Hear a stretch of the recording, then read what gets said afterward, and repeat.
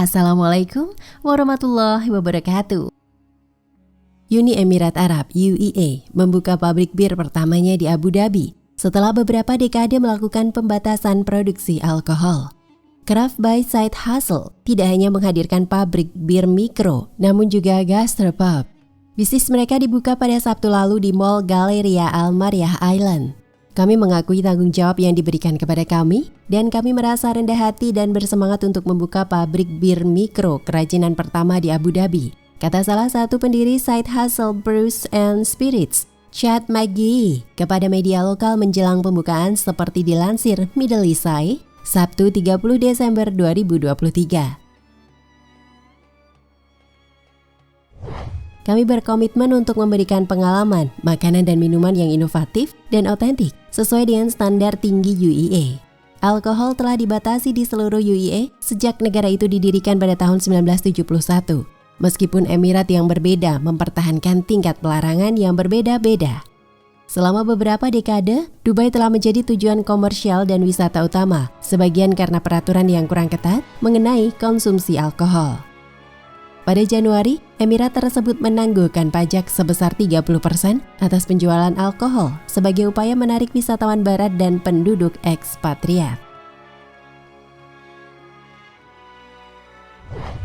Emirat Sharjah masih mempertahankan larangan total terhadap konsumsi alkohol.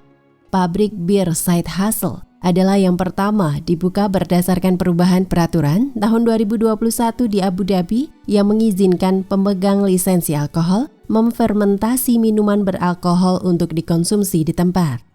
Dalam unggahan Instagram pada Sabtu, tempat pembuatan bir tersebut mengundang pelanggan untuk bergabung dengan mereka demi mencicipi sejarah.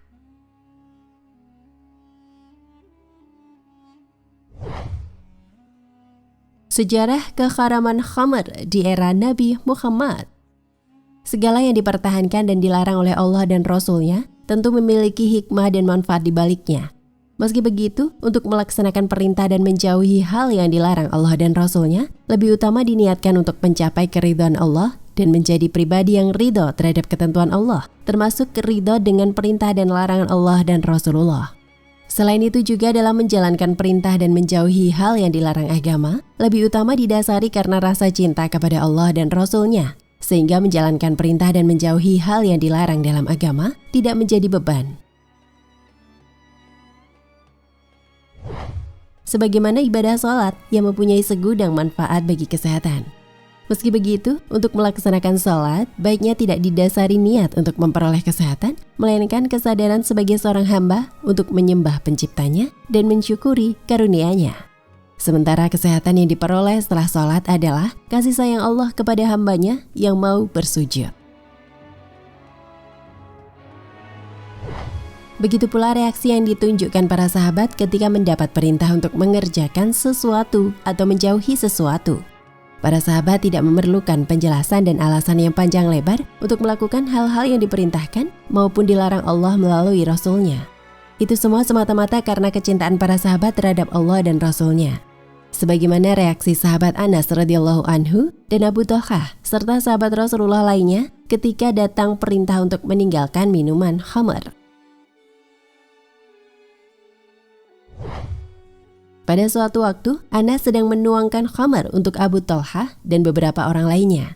Lalu ada seorang datang dan menyampaikan informasi kepada Anas dan orang-orang di dekatnya.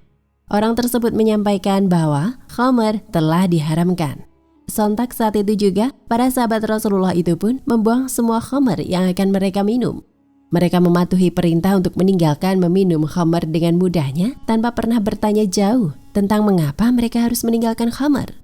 Sejak saat itu, mereka pun tidak pernah minum khamr. Meskipun diketahui salah satu kemaslahatan dari meninggalkan khamr adalah menghindarkan diri dari penyakit. Sebagaimana ketika Rasulullah melarang dan membenci perbuatan Tariq bin Suwaid yang membuat khamr. Namun Tariq mengatakan bahwa dirinya membuat khamr untuk obat, tetapi Rasulullah menjelaskan bahwa khamr itu bukan obat, melainkan adalah penyakit. Telah diselenggarakan banyak seminar di seluruh penjuru dunia termasuk Turki yang membahas tentang khamr dan bahan memabukkan lainnya yang diisi oleh para ilmuwan. Di semua seminar itu telah disepakati bahwa khamar, meski hanya 1 tetes, berbahaya bagi tubuh, akal, dan jiwa manusia, serta dapat menyebabkan gangguan serius. 14 abad yang lalu, Rasulullah SAW telah menegaskan hal ini dan dengan sabda beliau yang menyatakan bahwa khamar bukanlah obat tetapi penyakit. Kata cendekiawan muslim asal Turki Muhammad Fethullah Gulen dalam bukunya Cahaya Abadi Muhammad SAW, Kebanggaan Umat Manusia.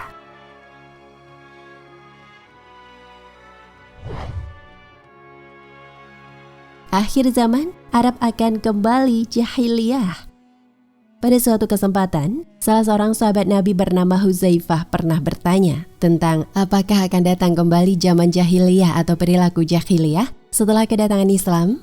Rasulullah menjawab bahwa zaman kebodohan disebut juga zaman jahiliyah itu akan datang kembali. Hal ini menunjukkan bahwa bahaya perilaku jahiliyah masih dapat terjadi di masa yang akan datang.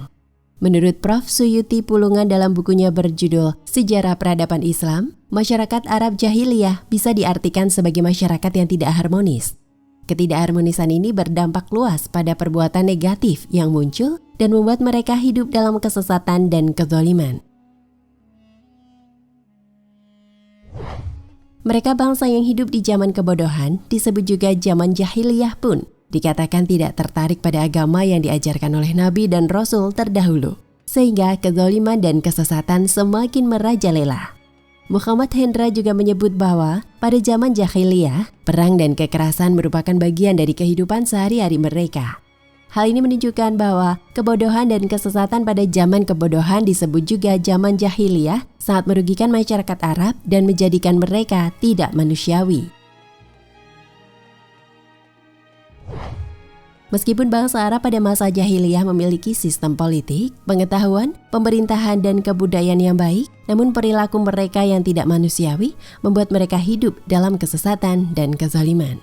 Dalam bukunya berjudul Cahaya Abadi Muhammad SAW, Kebanggaan Umat Manusia, cendekiawan Muslim Turki Muhammad Fethullah Gulen menjelaskan tentang kondisi pada zaman jahiliyah. Saat itu, kelahiran seorang anak perempuan dianggap sebagai aib yang memalukan bagi keluarga. Setiap kali seorang ayah mendapat kabar tentang kelahiran bayi perempuan, wajahnya akan langsung merah padam dan memberenggut dengan marah yang tak terkira. Aib yang ditimbulkan dari kelahiran bayi perempuan sangat besar, sehingga ada beberapa ayah yang memilih untuk membunuh anak perempuannya atau bahkan bunuh diri daripada harus memikul aib tersebut. Namun, ada juga ayah yang memilih untuk membiarkan anak perempuannya hidup, namun harus menerima stigma buruk yang melekat pada dirinya dan keluarganya. Wallahu a'lam bishawab.